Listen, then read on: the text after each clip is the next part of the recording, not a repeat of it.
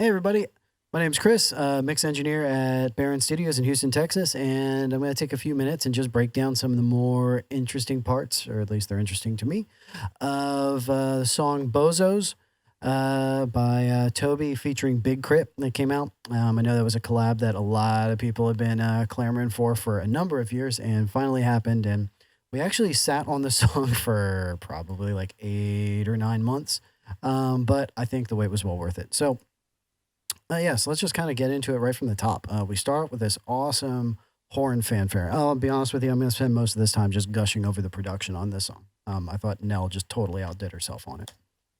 Hey, look, my mama was a hustler. My daddy not so much. I grew up where if you look suspicious, they called you bluff. Powder puffs couldn't. So we get right into it. We got Toby doing bars, but we've got this like serious like Stankonia vibe. Got that broken down. It's 2 parts. And then you've got this horn lick underneath. So on Toby's verse, we don't have to do anything cute to the beat to keep it all moving because he's got those cool like little singing backs that you hear going right there. We've got this cool vocal sample in the back. That's actually Toby. Nell chopped him up.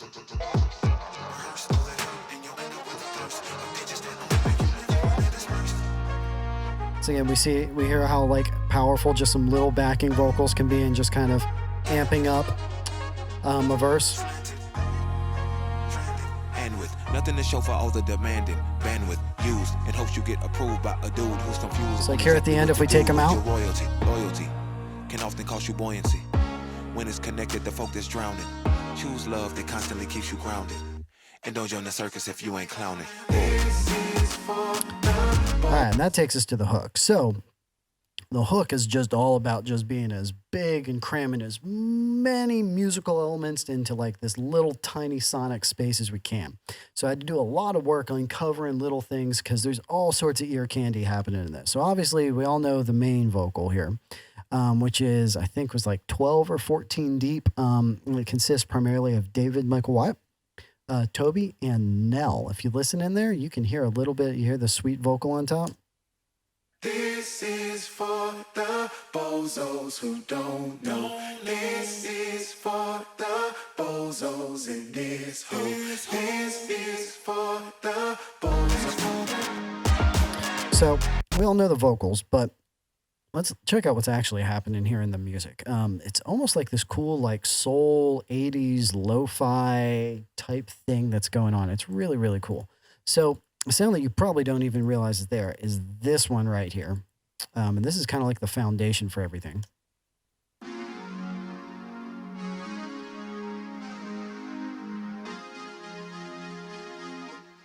So that's kind of cool. And then we got these horns that are going on.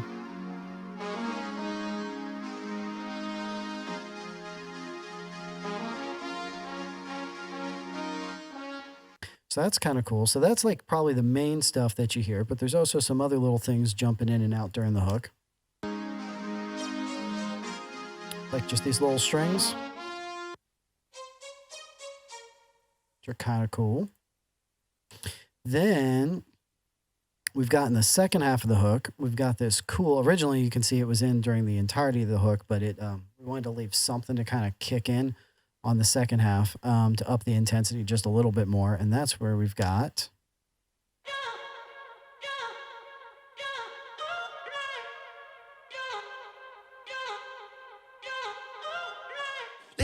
so when you put all those together, we got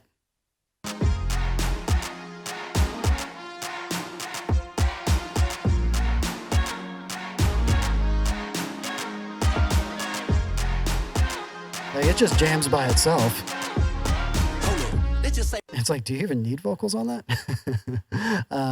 Oh yeah. So the other thing that was also going on in this wasn't the original form of the hook. There's a really important part to this that was actually missing in the original, like the first mix that I did to this, and that was actually these claps. Really simple, but if you take them out,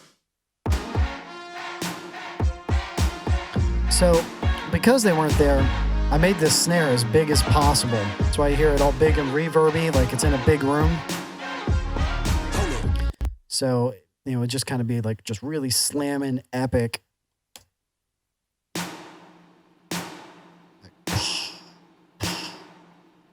Once again, making me think of kind of like a big 80s snare happening on it. But Toby heard the mix and didn't think it sounded dancey enough, like people could move to it enough. And he wanted it to have more of that vibe. So Nell came back with just this one line. This was all it took. And sent this over to me. And at first I was like, but after about 30 minutes, it grew on me. I was like, okay, yeah, that totally works. And so you put it all together and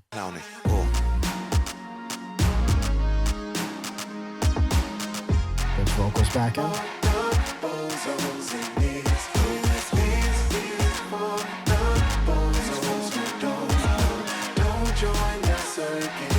And that takes us to Crit. Just say really having thing. It more than diamond and bills of rolling faces and pinky rings. A foreign car, the sitting garage, a belly. Once again, his arrangement, his flow, like required no messing with the beat. He got the song and was just like, oh, this is what it's doing, and just matched his flow to every change. You hear his cadence change, right at every point of the beat. Like once again, this is just masterful stuff.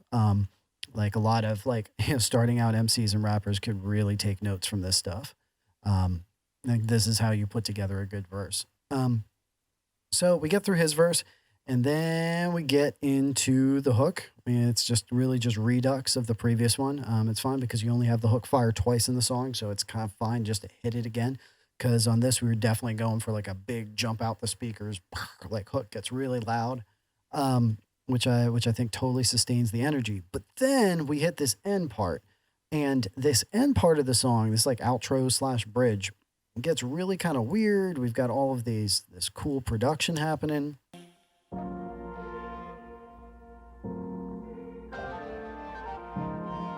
Like these just weird, almost like creepy, creaky organs.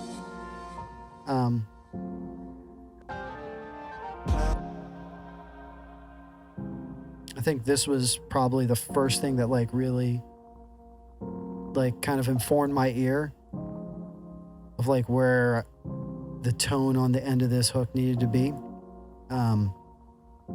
So they wanted to really make sure that this got mixed before they sent it out to Crit for his feature, just so he'd understand kind of like where the song was going, and kind of like the final vibe and tone and the point that the song was making. So this was actually the first thing that I did. And on this, in the end, is once again, just like the hook, we got Toby up on the lead, we got Nell, and then here, that's going to be David again singing. So yeah, check this out. Like you listen to this and everything kind of fits together, but if we take out Toby, check out these harmonies.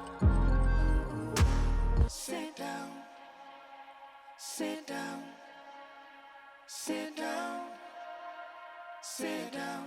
If you ain't a clown. And so I actually kind of started on these right here and trying to find a really cool vibey echo that you kind of hear going out behind it. And so I kind of modeled it a lot off of some tape verbs. We use modulation on. So what that means is that as it's echoing out, it's like twisting and changing the pitch of it. It's like an old tape machine that can't maintain the speed. So it's like speeding up, slowing down. So the pitch is going up and down just a little bit. It just kind of makes it feel just that kind of off kilter, kind of grimy, you know, and then mix in some kind of long reverb on top of it to kind of make it feel like it's in a bigger, more expansive space. And so, yeah, so I got Toby's vocals in, but really I listened to these right here because I felt like those harmonies, like when you listen to the end of the song, you may not cue off on them. You're probably listening to the main note that Toby's singing, but these right here just go into creating just this really just weird, almost creepy vibe happening on the end.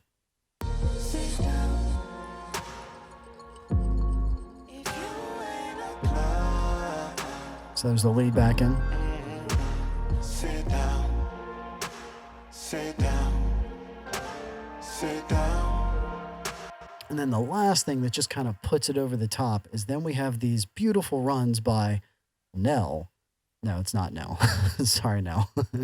No, this is David Michael Wyatt. That's actually how the track was labeled when I first pulled it up. And I hit play on this. And I was like, wow. I was like, man, Nell's doing some solo work singing. I was like, wow, I'm getting ready. And then I was like, no, that's not Nell. It's the Velvet Voice.